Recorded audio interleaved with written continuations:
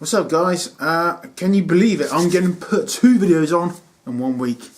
That is because for the first time in, wow, I don't know how long.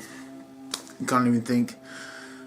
Basically, I've been able to go and pick my books up on a Thursday. Not quite the Comic Book Wednesday, but Thursday is pretty good.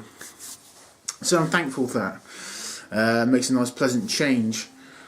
So just adjust the camera a bit. So there we go. There we go. Sorry about that. So yeah, so I've been very happy to get the books a bit earlier this week, which means I get to read them a bit earlier, which means I get to bring you the video a bit earlier. It always seems like I'm bringing it out almost a week late, and truthfully I probably am, because I get the books on a Saturday, I read them throughout the week, and I end up posting them a week late, so you can see how it works. But this week I've been very lucky. Picked up quite a few issues, more issues than I thought this week.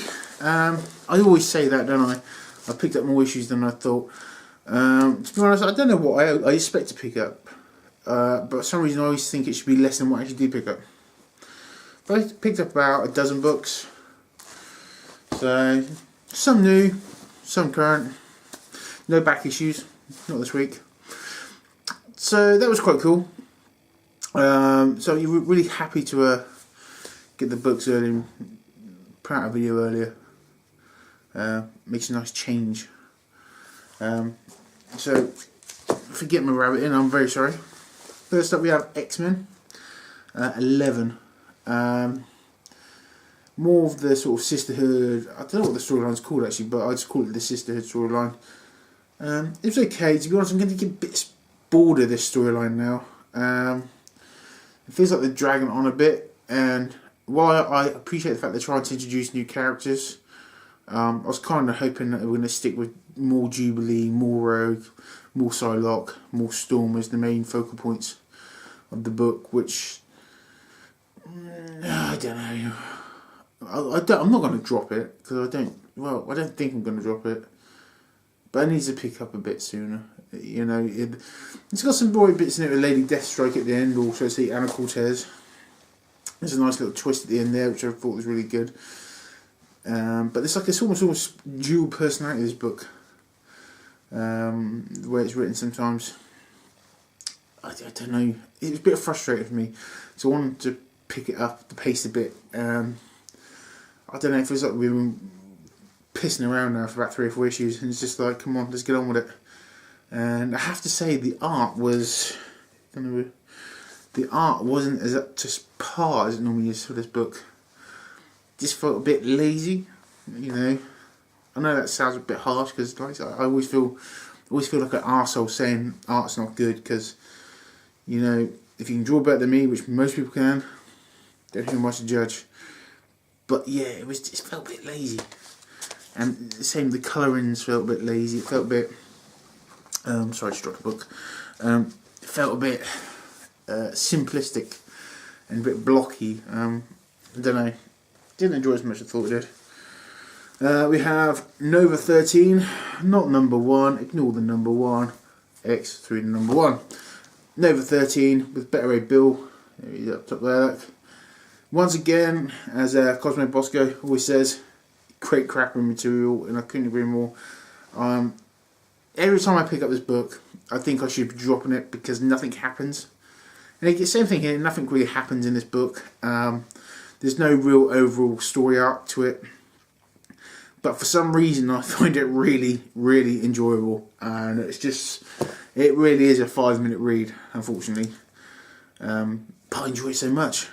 And I think because I have no expectations of this book, and I mean I have 0 expectations of this book, it's probably why I enjoy it so much, because it's just a bit of fun.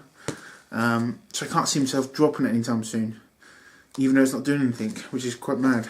So I'm just going to accept it's a guilty pleasure, and I'm going to continue to buy it. Next up we have Dynamite Studios, or Dynamite Press, or Dynamite Comics, whatever you want to call it. Badass number 204. This is basically the Deadpool ripoff, and it's a 4-part mini. And it's just more of him being badass. He's a quick-witted assassin. He's Deadpool, but better for me. Avengers World number 3. This is a title that's quite confusing to me. It's not a title I thought I'd pick up, and yet I'm on the 3rd issue already. And it's bringing in some really good characters for me. Got Gorgon there, and I can't remember this chap's name, Fei Li, or I call him Bruce Lee. But basically, they're bringing in different aspects of the Avengers world. And, it is Avengers world, so it's quite cool. See other characters. It doesn't always have to focus on Thor and Captain America, which is quite nice. The only thing I'm struggling with this book at the moment is I'm not sure whether I'm buying this book because I'm enjoying the story arc or I'm enjoying the title. I'm definitely going to watch this, read the rest of the story arc because I'm enjoying the story arc, but I'm not sure I'm going to carry on getting after that. We'll have to wait and see. Otherwise, still really enjoyed it. The art was really good. Really enjoyed the art in this book, and the writing and the action scenes are really good as well. Just a really, really fun issue. Still crap title though, Avenger World. Shit title, but good book. Really enjoy it. Next up we have Ghosted 7, with Anderson on the front there looking pretty cool. Anderson is existing inside Jack's head at the moment. She's not possessed him, but haunts him. She's haunting Jack at the moment, and she won't allow Jack to die unless she feels it's a worthy death. But I don't know why. I get the feeling that Jack and Anderson are maybe going to have some ghost nookie. You know what I mean? I think they're going to get jiggy with each other. I really do. That's a really good title. Haven't read a disappointing issue yet, and I was really concerned about the second story arc, but so far, really enjoying it. They go to this, I think they go to some Aztec ruins or island to find this possessed girl who's been sold into the sex slavery. Really, really good stuff. Pick it up. Most of you are anyway. I don't think there's many people that ain't picking this book up. Next up we have Justice League 28. New 52 introduction of Metal Men, possibly? I don't know.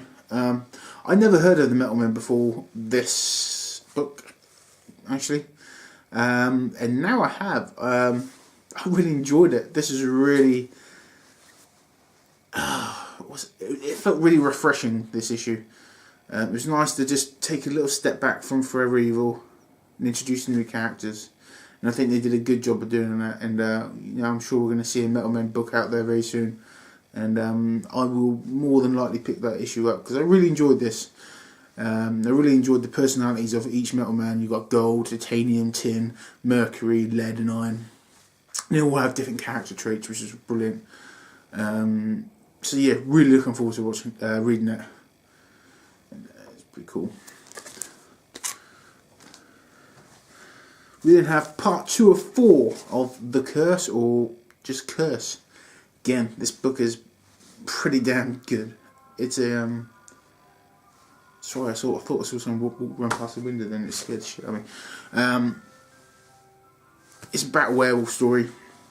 And you have a man there. He's trying to save his kid. He has a illness. He needs money for that illness, so he captures a werewolf.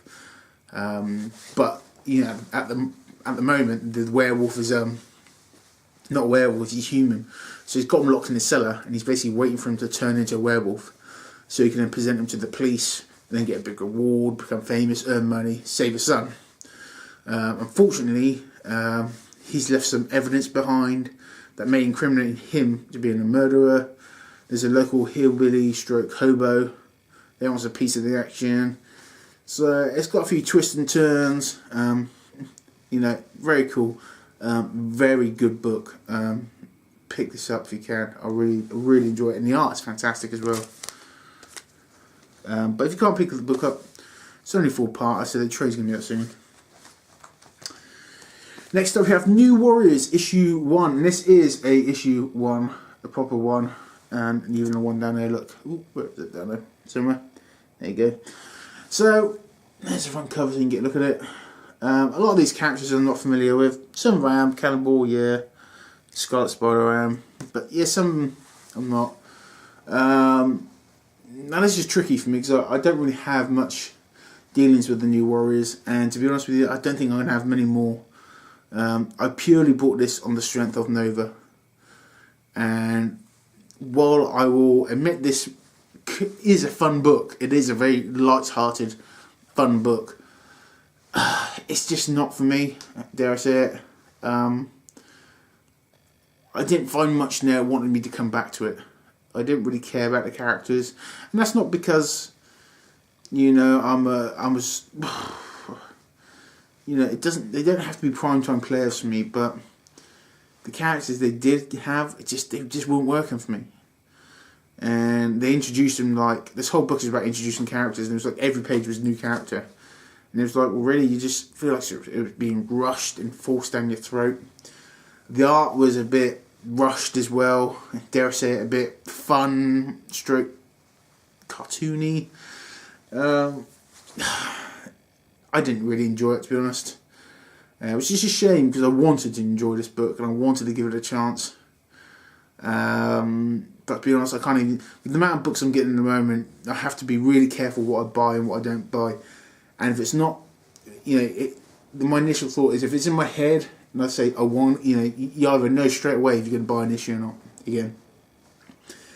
And for me, I knew straight away I wasn't going to buy this again. So, it's to skip it. Uncanny X-Men, issue 17. Very cool story. So basically this whole issue revolves around Cyclops dumping the kids in this, I want to say Ohio or Montana, in this like future world. And they're basically getting attacked by the future world inhabitants. And it is a training exercise to see if they survive. But Hijack makes a cardinal sin, he takes his phone along. And Cyclops said, don't take your phone, because S.H.I.E.L.D. can track you. But in this instance, it was a good job Hijack did take his phone, because it's what saved him. But yeah, in the end, Cyclops loses Rag. He kicks Hijack out of the team. So is Hijack going to do the dirty on the next issue? Possibly. Very good issue, great art, great storytelling. Uncanny X-Men is just really starting to find his feet now. It started off brilliantly, had a little dip, and now it's found its feet again, and it's off and running, and it's gone. Fantastic book. Savage Wolverine, part 2 of the storyline. I don't even know what the storyline's called, to be honest with you. It's set in the 40s in Prohibition time, or 30s even. 30s or 20s, who knows. It's alright. It's basically about Wolverine trying to get some kids to safety while these gangsters are trying to just seek a bit of revenge, basically. Nothing complicated. The art's good, the story writing's good, Wolverine's good, and it's an old school story, which is pretty cool. So yeah, enjoy it, pick it up. Still the best Wolverine title out there at the moment, apart from Wolverine and X-Men. But that doesn't really count because it's more about the X-Men than Wolverine. So yeah, it's good. And finally, Amazing X-Men issue 4. I love this front cover. This is my favourite issue of the week, actually. More swashbuckling stuff. But basically, this issue is all about the X-Men reuniting with Kurt Wagner, Nightcrawler. And there's some really touching moments in there. Where, you know, they all realise that Kurt's alive. You know, some very touching scenes. A great scene with Wolverine and Kurt. And it sets it up for the next issue, where the X-Men with Nightcrawler are going to go and take on, I can't remember his name. Mind drawn blank. But basically Nightcrawler's dad. They're going to take him on so they can get save heaven. Now I don't know if this book's going to come to an end when X-Men Legacy starts, or it's going to continue. The way it's wrote at the moment feels like it's being set up for Nightcrawler and X-Men Legacy, which makes sense. But then if it doesn't, I don't know. You know, are we going to see this book and X-Men Legacy, or is it going to be this book up to this storyline, which ends, and then X-Men Legacy starts, which I think it may do. Because if you don't, it may be too many titles out there. You know, well, I'll see. There's never too many X-Men titles, but there is a lot. As far as I'm aware, there's only one X-Men title I don't get, and that's X-Men Legacy, the Cyspheria stuff. So yeah, I don't see why they just can't leave it as Amazing X-Men. I don't see why they have to start making X-Men Legacy again, unless they're going to cancel Amazing X-Men. Anyway, just some thoughts out there anyway. I'm rambling, sorry. I was going to pick up Punisher 2, and I'll get back to my primary thought about this. I enjoyed issue 1, but I didn't feel that I had to pick up number 2 straight away. And I still felt like that today in the shop when I saw it there. The front cover was very cool, but I don't know. It's this... At heart, I'm a superhero guy. And while Frank Castle is a anti-hero, he's a bit... Not basic, because that's doing him an injustice, but, it's this, like, he shoots someone, he blows someone up, he talks to someone, he kills a mob boss. And some people love that, which is really cool, because, let's be honest, if we all loved the same thing, it'd be pretty shit. But it just doesn't work for me. Fine, I might, like, once in a blue moon, I pick up a trade, and it'll work for me. It's part of the whole story. But I can't just keep buying issue after issue of that. It's just not for me. I like the art in it, and I do think it is written very well. I love the way they portrayed Punisher as a human being. He's a bit more tongue-in-cheek, which is cool. But still, there was no... I think the thing with Punisher is there's never really any real adversary for him. His adversary is villains or crime. Crime is his evil. But sometimes crime has many faces evil. And that's fine, because that means he gets to kill a lot. But for me, I need someone who's always there. I need the constant protagonist, the yin, the yang. And crime is just a bit too generic for me. I know the X-Men, it was the X-Men, Magneto. There was a constant feud there. And you knew that one couldn't die, because that would make the one, obsolete, sort of, kind of. So you need those two to work together to make a good book, and I think that's what's lacking for me in Punisher. There's never the big baddie for me. There's never his equal, who can stop him. So that's what I clearly thought about this too much. For the sake of $3, but you got it. Especially more next month. I think we've got loads more books coming out next month as well. I've got Moon Knight. Never read anything of Moon Knight ever, so I'd be interested to read a bit about that. Pick up the first issue of that. Magneto, with a brief glimpse into what could be the new Magneto storyline in the last Uncanny book. So I'm really looking forward to that. And then of course we've got X-Men Legacy. So we've still got a whole host of new books coming out. And it's just like, you got to find what ones that fit, and some work, some don't work. Some are going to stick, some are not. Got the new Ghost Riders coming out. I've seen that advertised in the books. That looks like it's going to be very good. It looks like, I'm not sure, but the new Ghost Rider, if you look in the books, looks like the very similar art style to the Strange Talent of Luther Strode. Same, I don't know if it's the same artist, but it looks very similar. Don't know. But that's it. That's what I got. If you made it through then this incoherent, rambling video, thank you. I'm sorry, my mind's not really with it today. I've got so much shit going on in my personal life. Family's good. Family's good. It's just crazy little shit like, cars dying, and I've got to buy new cars, and I've got to fix other people's cars, and I just got a lot of shit to do, and not a lot of time to do it. But what can you do? But that's it. That's me done. That's it. I'm stopping the video now. Thanks for watching. Oh, P.S. Just want to say, Boba Fett, stop buying the omnibuses, man. And I'm not saying it, because it's wrong. I'm saying it, stop it, because you make me want to buy more, and I can't afford to buy more. Okay, I see what you're doing. Anyway, take care. Thanks for watching. Thumbs up if you like it. Thumbs down if you don't like it. And I'll check you out later on. Bye.